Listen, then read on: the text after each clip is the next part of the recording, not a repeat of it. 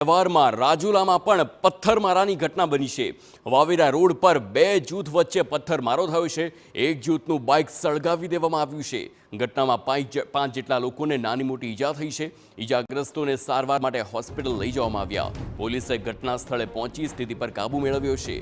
બંને જૂથોની સામસામે પોલીસ ફરિયાદ પણ નોંધવામાં આવી છે। તો બે જૂથ વચ્ચે ધીંગાણું અને બાઇક પર આગ ચંપી કરવામાં આવી તેના પણ દ્રશ્યો સામે આવ્યા છે અને આ જે બોલાચાલી હતી તે વધુ ઉગ્ર બનતા મારામારી પણ થઈ છે। જો કે બંને જૂથોની સામસામે પોલીસ ફરિયાદ પણ નોંધવામાં આવી છે।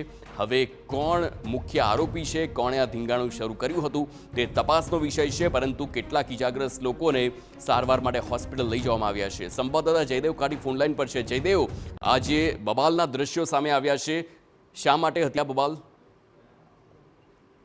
બિલકુલ હાર્દિક, વાત કરું તો જે રીતે ધૂળેટીનો તહેવાર છે ને દરમિયાન જ રાજુલા શહેરના જે વાવેરા રોડ ઉપર જે સામાન્ય બોલાચાલી થઈ ને તેમાં બે અલગ અલગ કોમ્યુનિટીના લોકો હતા ને તેમના વચ્ચે પથ્થરમારો થયો, જેમાં એક જૂથનું બાઇક પણ છે તે સળગાવી દેવામાં આવ્યું છે, એટલે આગ ચાપી છે। આ બાઇક છે તે સળગાવી દેવામાં છે। ઉપરાંત 5 જેટલા લોકો છે તેમને નાના મોટી ઈજાઓ થઈ છે। તમામ લોકોને હોસ્પિટલમાં સારવારથી ખસેડવામાં આવ્યા છે। આ ઘટનાની ગંભીરતા દાખવી તાત્કાલિક જ એએસપી વલય વંશ સહિત રાજુલા પોલીસ ઘટના સ્થળ પર પહોંચી છે ને હાલમાં સંપૂર્ણ સ્થિતિ છે તેમને કંટ્રોલમાં લેવામાં આવી છે। ઉપરાંત આ જે વિસ્તારમાં ઘટના બની છે ત્યાં પણ પોલીસનો ચુસ્ત બંદોબસ્ત છે તે ગોઠવી દેવામાં આવ્યો છે। જિલ્લા પોલીસ વાળાને જાણ થતાં લોકલ ક્રાઇમ બ્રાન્ચની ટીમ પણ રાજુલા પહોંચી છે, એટલે કાયદો અને વ્યવસ્થાની સ્થિતિ જળવાઈ રહે શાંતિપૂર્ણ માહોલ વચ્ચે તે માટે પોલીસનો ચુસ્ત બંદોબસ્ત છે તે ગોઠવી દેવામાં આવ્યો છે। બંને જૂથો વચ્ચે મારામારીની જે ઘટના બની છે, બંને જૂથોની પોલીસ ફરિયાદ છે તે નોંધાઈ રહી છે ને થોડી વારમાં જ આ આખા બનાવમાં ગુનો છે તે નોંધવામાં આવશે।